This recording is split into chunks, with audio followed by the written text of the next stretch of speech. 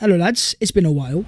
With Euro 2024 officially over and a distant memory, the Premier League season is now fast approaching. As Arsenal embark on a tour of the USA, games against Man United and Liverpool, the fanbase is demanding transfers. So today we'll get the massive update regarding Riccardo Calafiori and a potential agreement. We'll talk about a reported move from Mikel and if it's going to be happening. Find out if Nico Williams could be our marquee forward signing, and discuss the breaking news regarding the future of Emil Smith-Rowe.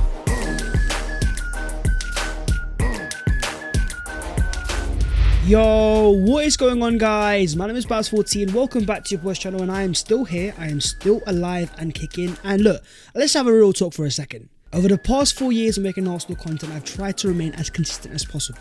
But in these recent months, I've really struggled in terms of finding that consistent rhythm again. Quality is always a priority for me, but sometimes it can be overdone. I often get so much love in the comments and I really do appreciate that, but at the same time, it's time for you guys to be real as well. Call your boy out if you think I'm a bit lazy. Demand the excellence that you guys deserve. So as per, smash a like on the video if you do enjoy the content and subscribe if you are new. We are still on the road to 200k and we're very close to making it happen. But starting off with the return of the Arsenal. It almost feels like yesterday we were talking about the end of 2023-24. Fast forward Euro 2024 flashing by. The Arsenal boys are back and pre-season is officially underway. Confirmed by Arsenal themselves of this video of the players returning to duties. A smiling Takehiro Tomiyasu, a fully fit Gabriel Jesus, the returning captain in Martin Odegaard, and the almost forgotten man in Yuri and Timber.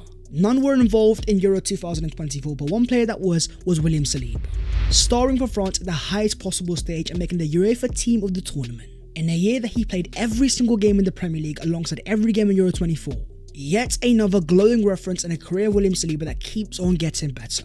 From the Ligue 1 team of the year in his last year at Marseille, to back-to-back Premier League teams of the season, the international stage has now been conquered as well. But in terms of the final itself, as Spain beat England 2-1, a game on your boy's birthday that he was actually at, and it was quite an experience. There was one Arsenal player holding a trophy and his name was David Raya, a champion for Spain, becoming the first goalkeeper in Euro's history to win the trophy without conceding a single goal. But here he was after the game, consoling both Declan Rice and Bukayo Saka as they felt the heartbreak of England's loss. Let's just say they had a very intriguing tournament, where Bukayo Saka was certainly a star for England.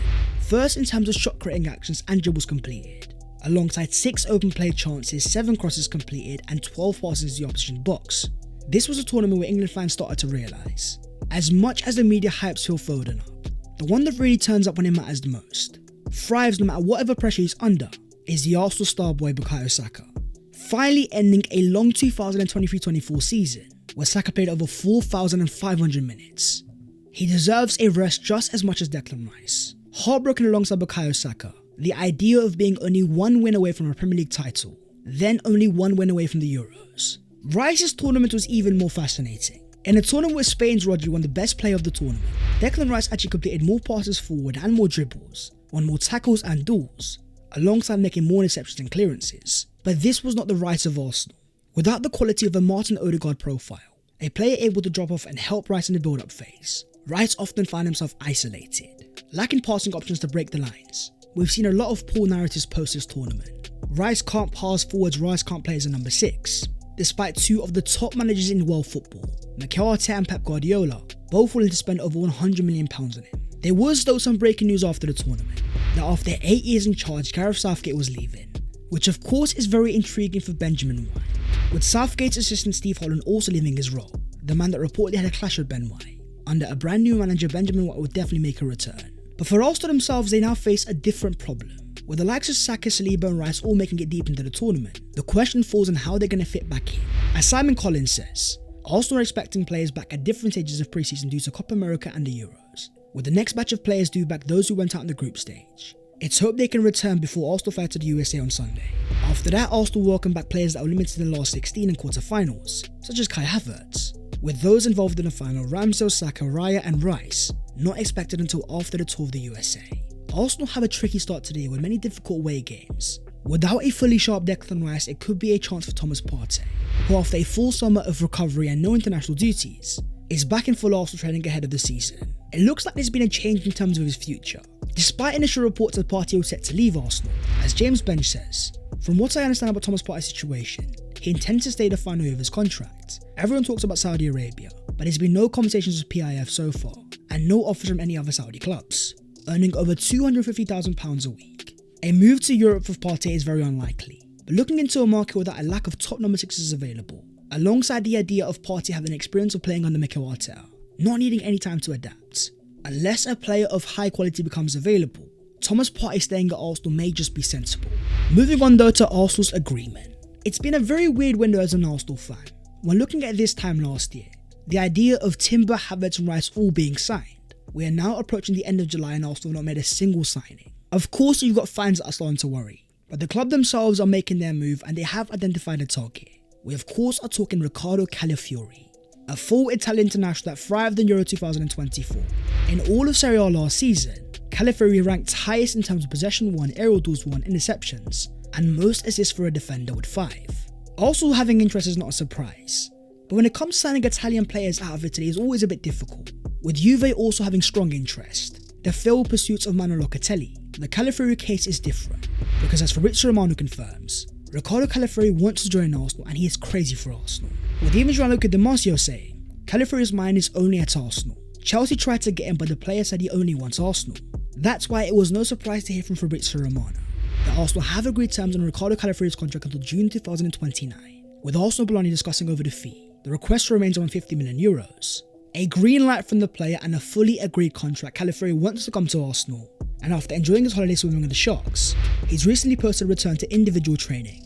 The only thing Arsenal have left to agree is the fee, and according to reports in Italy, Arsenal's current offer is €40 million plus €10 million in bonuses, without a sell-on clause. Even though Bologna want 50, the defender is close to joining Arsenal. An agreement is being sought between the clubs. The fact that we're not talking about bonuses and add-ons means this deal is in the final stages, with even team news and Tick saying the Calafiori talks are still ongoing and there is nothing to worry about. But there's a reason why Bologna are being very stern, as Fabrizio Romano says FC Basel, the former club of Calafiori, will receive 40% of any future sale of Riccardo Calafiori. Even if we're offering 40, Bologna are only going to get around half of that.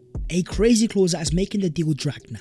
There's also one more player that can enter the frame. We're talking Jakub Kiwior, with Fabrizio Romano saying that Bologna have asked for Jakub Kiwior during the talks with Arsenal for Riccardo Calafiori, but the Polish defender is currently not keen on the move. Calafiori is still waiting for Arsenal, while Kiwior can leave Arsenal alone but with an obligation to buy clause. Arsenal have a great relationship with Bologna, having signed Takehiro Tomiyasu back in deadline day 2021. In my eyes, a transfer is only around the corner. But talking of deals that are about to get done, a David Ornstein exclusive has confirmed that Arsenal have an agreement with Ajax to sign goalkeeper Tommy Setford, with a fee for the 18-year-old England youth international around €1 million plus add-ons. He's a highly rated prospect expected to join Arsenal on an initial 4-year contract, with even Mr. Here We Go confirming Arsenal have booked the medical desk for the new young goalkeeper Tommy Setford, who's set to join from Ajax. I'm really fascinated to see what Arsenal have planned for this guy. Is it to loan him out straight away to gain first-team experience? Or could he be the replacement for Aaron Ramsdale? Not only a homegrown talent, but rated very highly in the English game. We've also got developments when it comes to midfield. Thomas Partey may be staying, but still with space for a brand new number 8. A new target has arrived, Real Sociedad's Mikel Moreno, with Sam Dean confirming Arsenal are plotting a move for the Real Sociedad midfielder, with the Gunners' interest predating Euro 2024. Mikel Arteta is a huge fan of the player, and let's just say there's a clear reason why. Mikel Arteta has always been a massive advocate of the duels, asserting good dominance and not allowing the opponent to breathe.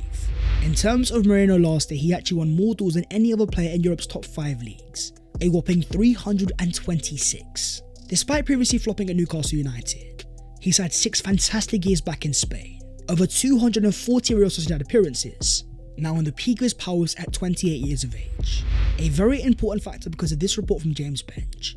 Sources close to Arsenal expect a summer with a profile of new recruits is more to the likes of Jorginho and Trossard, 2 more experienced additions who arrived at later stages of their career than Eddie normally looks to recruit. The reason that makes sense is because of where Arsenal currently are, potentially an extra 5 to 10% off a Premier League title, with a growing pressure to deliver.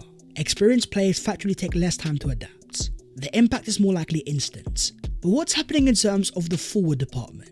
With the future of Eddie Nketiah and Reece Nelson both under massive doubt, reports in France even confirming that Olympique Marseille have made Nketiah their priority targets. The French club are confident of making the deal happen, even with also significant demands. There seems to be a space opening for a brand new forward. But could that player be Nico Williams? The player of the match of the final of Euro 2024, a champion for Spain. In the final that he scored the opening goal, had 3 key passes and 2 big chances created. Watching him play live being so direct and explosive, providing game-deciding moments at 22 years of age. It's no surprise to hear that Arsenal have interest, with even team news and Tick saying Arsenal are due to speak to Nico Williams this week to see if they can persuade him to join the club, with the rumour being that Arsenal prepared a Rice-like presentation. The issue for Arsenal is not going to be paying the release clause, it's the wages and FC Barcelona. As Fabrizio Romano confirms, the agent of Nico Williams has met with the Barcelona director Deco. Barca have now made the proposal, trying to agree on personal terms before any English club, with their fans being so desperate that they are now sending Barcelona donations on TikTok, trying to fund a Nico Williams transfer. Moving on to the other Arsenal news today, starting off with an official announcement from Arsenal. The brand new away kit for 24-25 has arrived, and let's just say it's different, with the idea behind it being a collaboration with Labrum London, a British African heritage band, to reflect and pay tribute to the club's ties to the African community in North London and abroad. Green, red and black looking like a Lynx Africa bottle. What do you guys honestly think, and will you be buying it? For Arsenal themselves, they've got a game coming up on July the 25th, a game against AFC Bournemouth in the USA. There's two players that won't be there. The first one being Nuno Tavares, who Arsenal have confirmed has joined Serie A side Lazio on a season-long loan. The deal itself actually involves a 5-year contract, as it is a loan with the obligation to buy. Arsenal will receive €9 million, making a profit on their initial investment, alongside having a sell-on clause. The other player is a certain Belgian. We are talking Albert Sambi Lukonga, who's on his way to Sevilla, another loan move, but this time an option to buy, worth only €12 million. Now, as David Ornstein says, Arsenal will have a 25% sell-on clause if Sevilla make the move permanent, having signed him for £15 million back in 2021. The fact that we're making a loss on a player that's got so much potential, for me, is not a good move. But talking of big departures, the one that catches the eye is Emile Smith-Rowe, a target for the likes of Fulham and Crystal Palace. Ed Aarons confirms that Arsenal have now rejected a £30 million offer from Fulham for Emile Smith-Rowe this week. And low-key it's emotional, coming through in 2021 and almost saving Mikel Arteta's job. Without that masterclass against Chelsea, would Mikel still be an Arsenal manager? He's no longer a first-team starter, we don't play a 4-2-3-1 anymore. As the Gunner blog confirms, Emile Smith-Rowe is considering his future at Arsenal after lack of Premier League minutes.